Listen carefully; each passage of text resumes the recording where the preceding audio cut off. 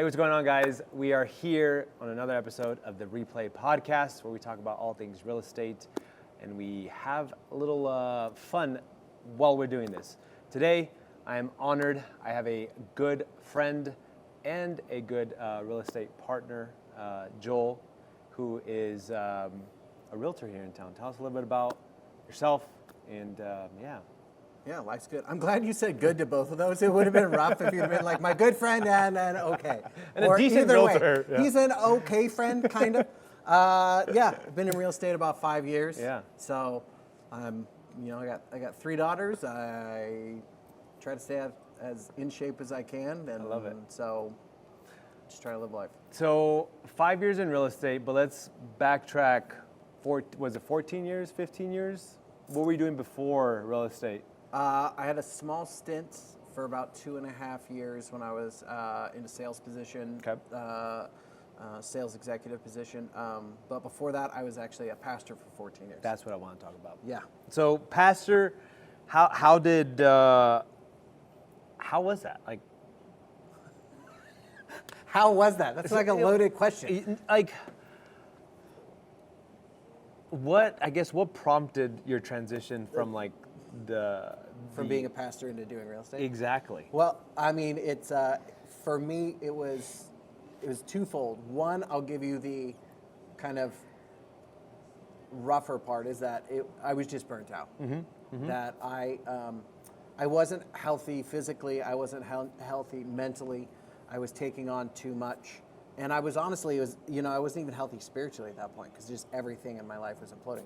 And the real easy answer was I ended up getting divorced in that time. Wow. So, yeah, kind of made it hard to keep all that in balance. Yeah. So, that's what really prompted it. But I had always really loved real estate. I had 3 different real estate apps on my phone. So anywhere I was, vacation. You would check them out? All the time. So I love it. I just love the idea of real estate. When I bought my first house, I remember, walking downstairs for the first 4 months going, I can't believe this is mine. That's awesome. So just being able to help people get that. The same process. And Mm-hmm. Tell me your most favorite thing about being a pastor, and then the least favorite thing about being a pastor. My most favorite thing about being a pastor is super easy. It's seeing people's lives changed. Love that, yeah. Seeing people you can say people who are broken and their lives are changed, and that's great, and that's true. But there's also people who are coming in and they're lost, they're rudderless, they don't have a direction. And that doesn't mean their life's bad, but they just don't have a purpose or a passion or a place to put their work and their energy. And so being able to help guide people in that process was definitely the most rewarding. I think my least favorite thing, if I'm super honest. Yes, please. I think, I'm going to lie. I was pastor. I'm going to lie about it. I think, honestly, for me, the hardest thing was my inability to balance issues that I was dealing with and focusing on being able to be as healthy as I could for the people that I was helping. And I don't like to always say that I live with regrets, but that's definitely a regret I live with. Yeah. That, if I could go back and do it again, I would do that completely differently. I think if I were to be a pastor, I think I would think at least the most difficult part would be to think people always think I'm perfect. Yeah, there's definitely that kind of people put you on a pedestal. Yes. People kind of look at you. You live definitely in a fishbowl. One of the things I do love, I talk about it with my friends who are pastors still. I'm like, listen, I don't have anybody looking at me on a regular basis. It's fine. I can walk through church and people don't even care. So there is definitely that aspect that was difficult. And it really was, for me, that wasn't the hardest part. It really was just my inability to be able to navigate some of my own issues that I was working through and not letting them affect how I was helping people. Because you're constantly being inundated with the biggest struggles in people's lives. Yeah, yeah. And when you're not dealing with your struggles in a somewhat healthy way, then it's how are you going to help somebody else? Yeah. Yeah. So it was difficult. did the divorce cause you to get out? I had gotten out of ministry at that point. I was going through a huge amount of just life issues, anxiety. I was having probably on average, at that point, probably on average 2 to 3 panic attacks a week. Wow. I had suicidal thoughts at that point. And so I just was not in a good place mentally. I'd stepped out of ministry, went through a process of hoping to save my marriage, which, didn't happen. But that was really kind of the catalyst into changing a huge amount of shift. Yeah. I made a decision when my ex-wife and I separated that I will do anything and everything to be as healthy as I can in every direction. I was about 50 pounds heavier than I am now. So Yes.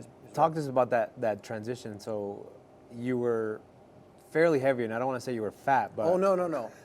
I'll say it. He said it. I still say to this day that there's an inner fat Joel that is so pissed and trying to get out because he's ready to go. Walk me through that. How did that happen? What was the mentality? What? The mentality was I just got to a point where I looked at myself in the mirror and I was not proud of the person. And it wasn't even just, physically it was obvious, right? Yeah. But physically it was a manifestation of everything else. And so when I had separated, I said, I'm gonna do everything I can to be as healthy as I can. And so I really did. I changed my entire way that I was eating.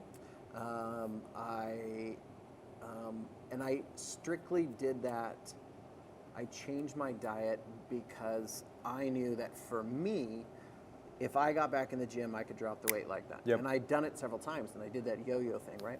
And so I changed how I ate, and I did that for about 18 months before I stepped foot in the gym. Wow. And then I got into the gym, and then a friend of mine encouraged me into doing some half marathons and running and some of that stuff, so that ushered that foray. But it took that 18 months I dropped probably about 50 pounds, and I've kept it off for the most part.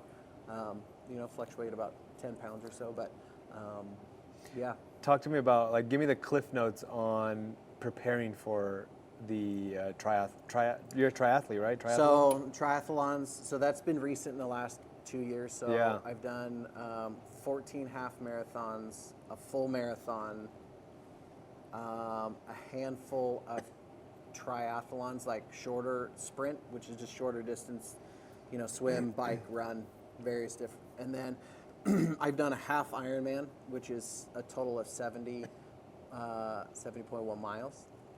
Nope. Yeah. So I'm tired just listening to it. I keep saying I'm not going to do a full Ironman, but at some point, I don't know, I might end up doing it, which is, I think, if my math is correct, swim 2.5, isn't it? 2.4, bike 112, 120, 112 miles, and then you run a full marathon after that. Yeah. So I did half of that. I'm tired just listening to this. I did half of that.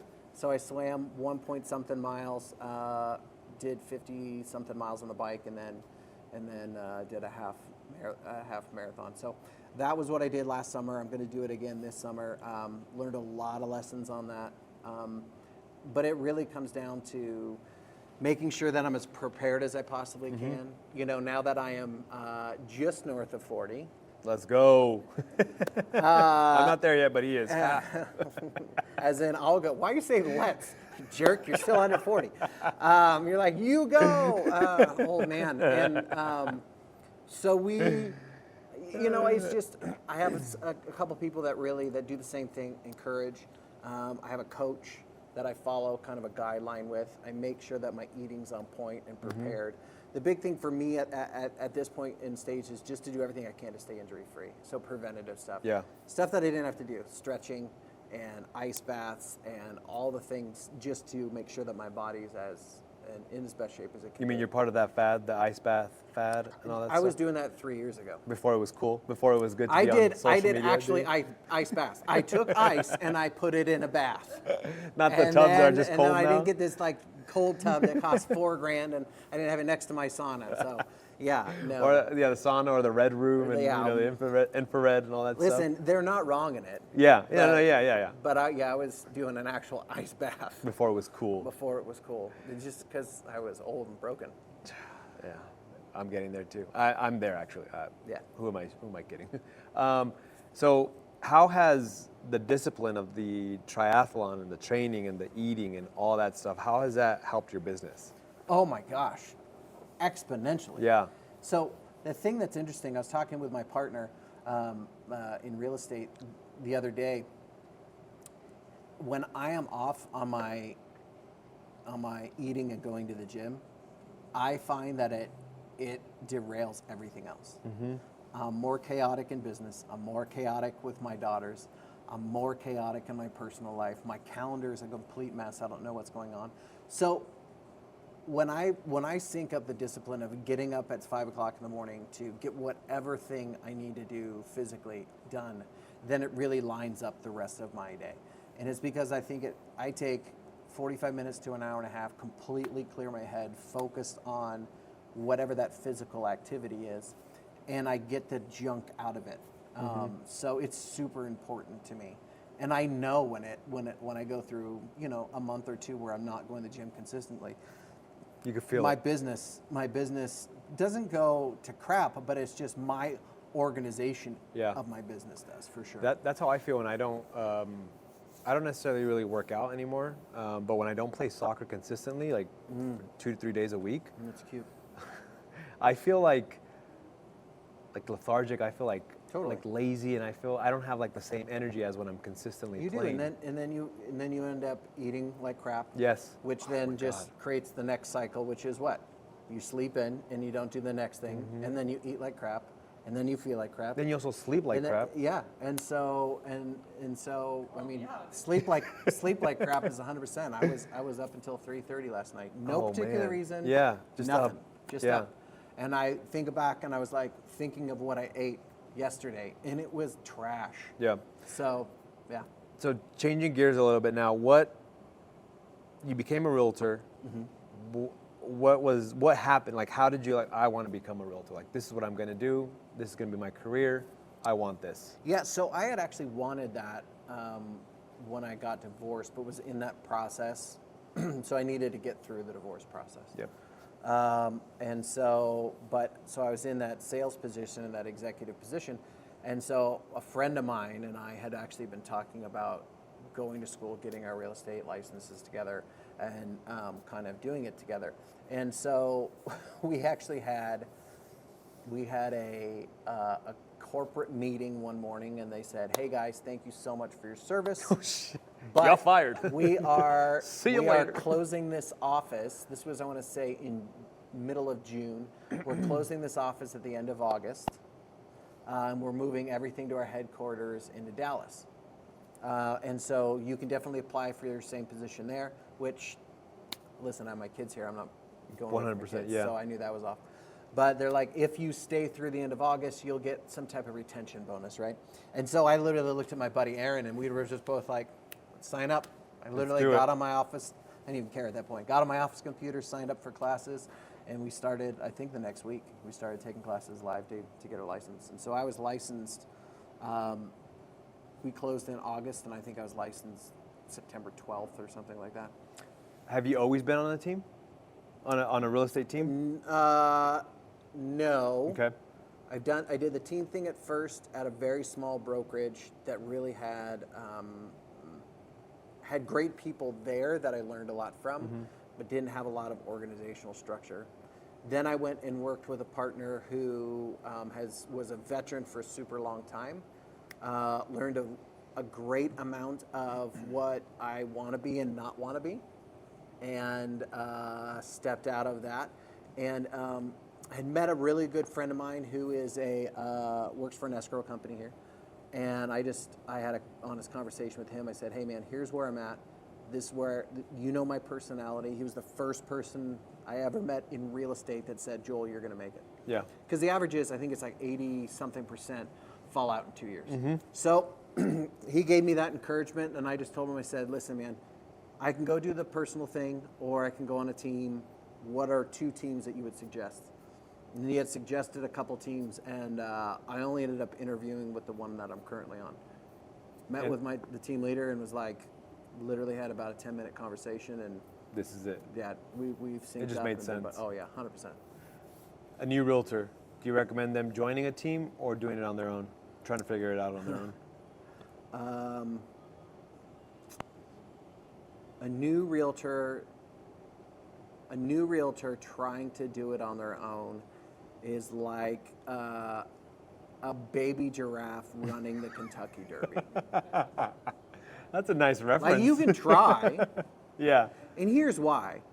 There are so many scenarios and situations that you have no idea what you're walking into.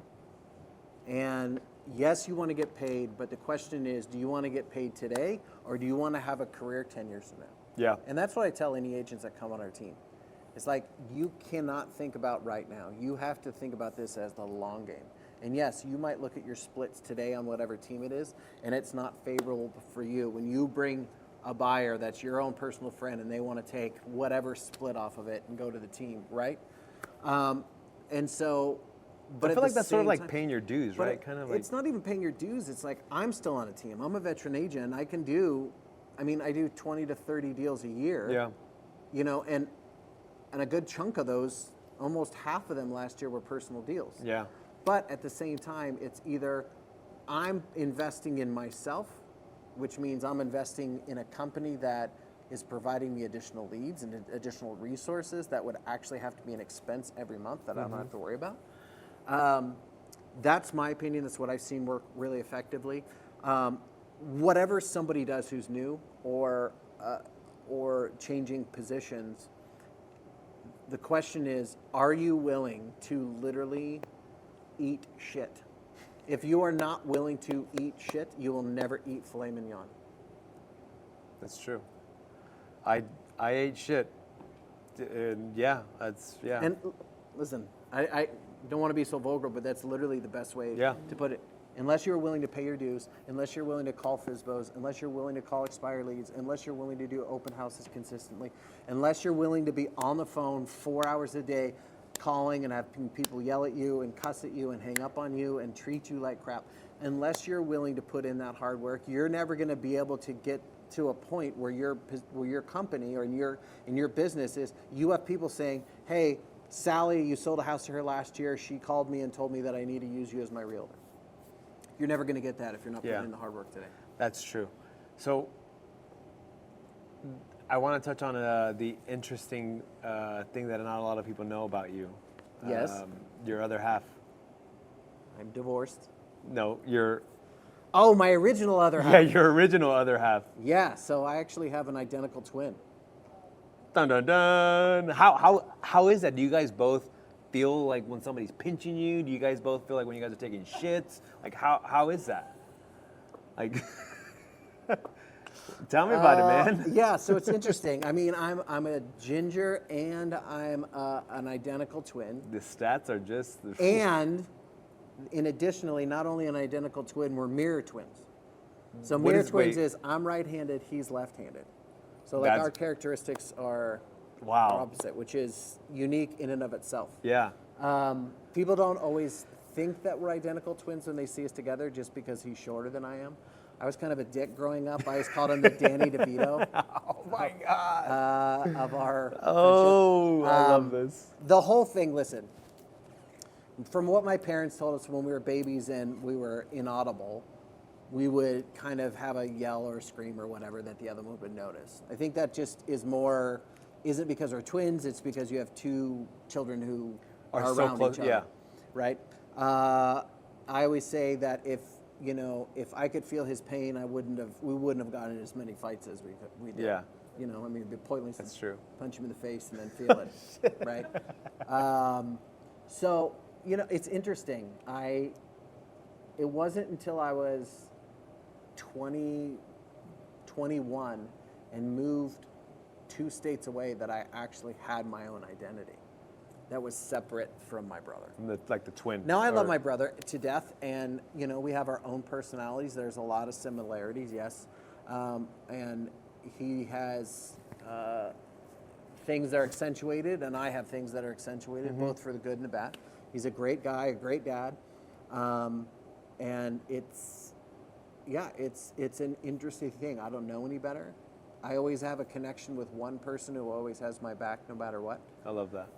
Which is great. At the same time, growing up and not being able to be identified as anything but Nathan's brother was difficult. So he was the cooler one. No, he wasn't.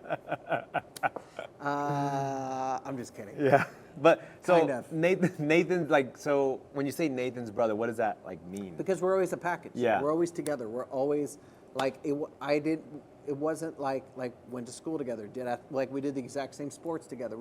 So it's like those type of things. We have some of the same best friends from high school that we go hang out with when we're in Seattle area together. So those type of things like have always been. Yeah. Right? And so it wasn't until I moved from Washington State to Nevada, down to Southern Nevada, that people didn't know I had a brother. So I was actually able to be my own individual self, which was it was interesting and like very relieving at a certain point. Yeah, I was like, oh, thank God. But I always know no matter what, I got somebody I can call. Yeah. That's nice. That's really nice, actually. I always wanted to have a twin, or I wanted to have call twins. Me Ivan. I love you. Yeah, since we're both gingers, huh? Yeah, that's it. Now, how is it being a single dad and difficult, and like juggling your career, your team, all that stuff? How do you do it, or what advice do you give? How do I do it? Listen, there's the sarcastic answer, which is methamphetamine. But there is the true answer is it's difficult. It's really hard. Yeah. It is super difficult. A lot of honest conversations with my kids. Because, listen, I'm no better than anybody else. There's times that I still do open houses, even though I've been in the industry as long as I have and am fairly successful at it. Yeah. I always want to have more clients. Part of the way you do that is you get in the dirt and you dig, right? So we have very honest conversations of, look, Dad has you this weekend, and at the same time, I have 7 showings on Saturday, and I have an open house on Sunday after church. And so there's times that those things happen. It's like, I love you, but I will spend the time with you that I can spend with you. Yeah. So I will be home by 5 o'clock. We will do dinner. We will do a movie. We will all pile on the couch and do that stuff together. So it's more about having those honest conversations and doing a lot of quality. Yep.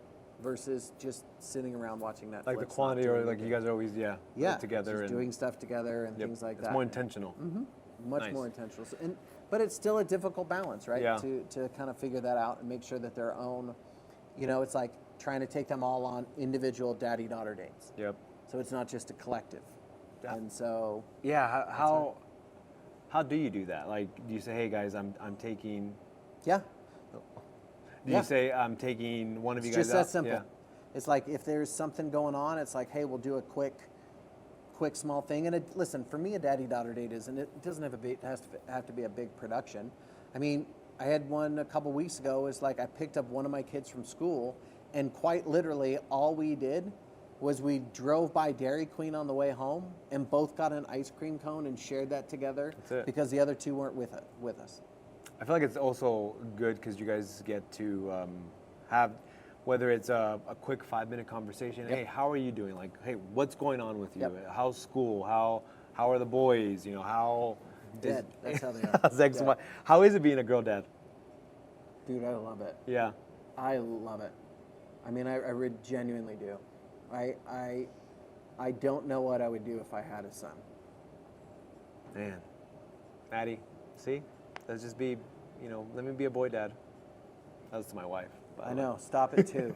Stop it 2. I have 3. Stop it 2. That's what I'm telling her. Thank you. Please, yes. Listen, I've told you over and over again, man-to-man defense is where you end it. Zone will always break down. But being a girl dad, I don't know any different. So I can't say raising a son would be any harder. I think their mom and I have done a pretty good job in regards of that's one thing I'm super thankful for. There isn't a lot of contention at this stage in our relationship and friendship and co-parenting. And at the same time, she is absolutely a single mom. I'm absolutely a single dad. And there's difficulties in that. Yeah. And there's difficulties as a dad trying to have conversations. You know, it's like literally there's times when I'm like, girls, we got all the pads and tampons and all the stuff we need because that's what we have to do, right? Yeah. And so that's a learning curve for me. I grew up in a household of men and boys, so I do it to boast, not in regards of who I am, but who they are. Yeah. Seriously, they're the greatest kids. I love that. I mean, genuinely, anybody that meets my kids, they love them and they're super well behaved. I mean, I kind of have a rule of anybody that I will or have dated in the past. Like, you're not meeting my kids for a long time. I think that's good. At least 4 to 6 months. Yeah. And I tell anybody, I said, it's not, on some level, it's for their protection. But I've been in a couple relationships where they've met the girls, and it's like the women are ready to get rid of me, but it's harder to break up because the kids. Yeah. And so That makes sense. Genuinely, they're that good of kids. People fall in love with them, so it's easy. Kids are the best. Joel, let's change gears to the play part now of the podcast. I'm going to ask you a series of questions. I want to see how smart you are. Oh, I'm not Guys, smart at all. I might bleep this out just in case how bad he does. We don't know yet, but Bad. I'm going to ask you a series of questions, multiple choice. Yes. You answer the best you can, okay? Okay. In which year was the National Association of Realtors founded? 1908, 1916, or 1932? 16. 08. Dang, starting off strong. What does the term amortization refer to in a mortgage context? The process of paying off a mortgage through regular payments, the cost of obtaining a mortgage, the interest rate applied to a mortgage. I can describe what it is. It's essentially the length and terms of your mortgage in regards of how long you're going to be paying it off. So Okay, 30 so years A. is going to be, yeah, that's A. Yep. Which of these cities has the highest median home price in the United States? New York, San Francisco, New York. or San Francisco? Did San Francisco finally take them over? Yes, San Francisco, yes. Wow. It was New York forever. Yeah, San Fran, and I don't know how, especially now, but... Well, I do know that a ton of Manhattan homes after COVID went in the toilet, so. There we go. What is the primary difference between a fixed rate mortgage and an adjustable rate mortgage? A, the length of the mortgage term. B, the interest rate structure. C, the down payment required. Well, it is the interest rate structure. Yes. Which of these is not a type of real estate property? Single family home, duplex, or triathlon? Well, I would say triathlon. You said triplex. Yeah, I had to throw that in there for you. I was trying to That's get a you really confused. terrible question. Sorry, that was bad. Whatever. What is the minimum credit score typically required for a conventional mortgage? 580, 620, or 740? For conventional, you said? Yes. 620. Yes, there we go. FHA is 580. But there are some that are below that, right? This is true. Yes, yes. If a real estate agent was a superhero, which of these powers would be the most useful? The ability to teleport clients to showings, the No. power of persuasion to No. close deals instantly, or a never-ending supply of coffee for those early morning meetings? Oh, you know me. It's coffee. It's 100%. Yes. It's all coffee all day. What is a real estate agent's favorite game during their downtime? Monopoly, The Sims, or Minecraft, but only for building houses? Oh my gosh. Well, when I was married, my wife made a rule that I couldn't play Monopoly with anybody because I was too competitive. So I would say Monopoly. You were the one that's stealing money and... No. I'm No. just ruthless, and I talk trash all the time. She wouldn't play with me anymore. There you have it, guys. Don't play with him. He's... Monopoly. Last question. What would a real estate agent's favorite TV show be? House Hunters, Real Estate Agent Edition, Breaking Bad, Deals, Game of Homes. Oh my gosh. I'm going to go with Game of Homes, even though that's like every dad instinct in me is like, yes. You know, when I said Game of Homes, I just, in my head, I said Game of Hose. Sorry, guys. I just This is what came up. So yeah, I'm single. yeah. So, yes, he is. Ladies, he is single. Joel, what do you want to leave my viewers with? What's Word of wisdom? Yeah, Is that what you're looking for? Give me some pastorally words of wisdom. And why, Joel, as a real estate agent? Why choose you? And see if you could tie it all together. We'll see what I can do. Homework assignment. I've said this. I say this as often as I can, and I've said it for years before it kind of became more cliche. But until you get to a point that you are completely dissatisfied with where you are at, you will never change. Motivation won't work. Speeches won't work. Video clips won't work. But until you are literally at your breaking end of whatever it is that you want to change in your life, you won't. So realize that you need to make that decision that I am completely dissatisfied with where I'm at and what I want to do. And for me, in regards of if you're wanting me and why I think I should be your realtor, is because I won't give up in regards of there is no rock bottom for me. There's always an option, there's always a direction, there's always something that we can do. And if your goal is getting you that home, that becomes my goal. It's not about a paycheck, because still to this day, I cry when my clients cry when I hand them keys. I love that. I get disappointed when we lose out on a house.